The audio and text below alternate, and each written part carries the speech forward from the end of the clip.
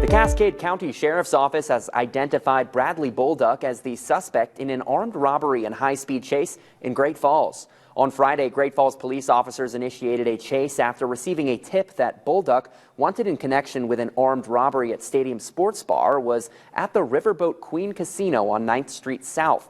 Officers tried to detain him on foot, but he was able to make it to a nearby vehicle and drove away. The chase spanned the south side of Great Falls and went into the county before returning to Upper River Road and then Overlook Drive. Bolduc reportedly tried to escape by ramming patrol cars. Officers used non-lethal tactics, including a taser, to subdue him and take him into custody safely. Bolduc, 56 years old, is being held on charges of reckless driving, fleeing and eluding, driving without a license, and several traffic violations, according to the Cascade County Detention Center roster. There is no word at this point on possible charges related to the armed robbery. We will update you if we get more information. A special walk and ceremony was held at the Montana State Capitol building honoring those who served and the lives lost during the Vietnam War. MTN's Ali Kaiser was there and spoke with one veteran about how the war impacted him and why the event is important to Montanans.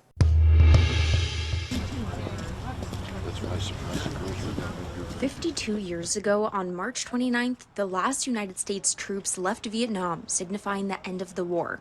And on Saturday, Montanans met at the Capitol building to honor those who served during a welcome home walk and ceremony. There was no recognition for us when we came back from Vietnam. We were frowned upon because the communities and the local people weren't for a war they thought was unjust. Michael Russell served in the Vietnam War and says it was something he didn't talk about for a long time. We kept a lot of stuff inside. And to be honest, until some of the movies that came out of the Vietnam War, like Platoon and stuff like that, made me and other people open up and talk about the things that happened, which helped us mentally and physically to express our feelings and let other people know what we experienced. Over 36,000 Montanans served during the Vietnam War, and 22 Montanans are recognized as POWs or MIAs. They gave their life for something they believed in. The ceremony included placing a wreath underneath the Freedom Tree, songs from the Magpie Singers, and speeches from community leaders and veterans. It's a pat on the back and a thank you that we never received. In Helena, I'm Ali Kaiser, MTN News.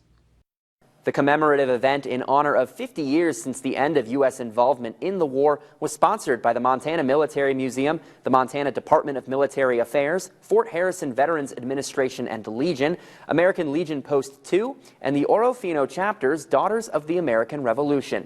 The Freedom Tree, which was honored with a wreath, features a plaque memorializing POW and MIA veterans, which was dedicated in 2015.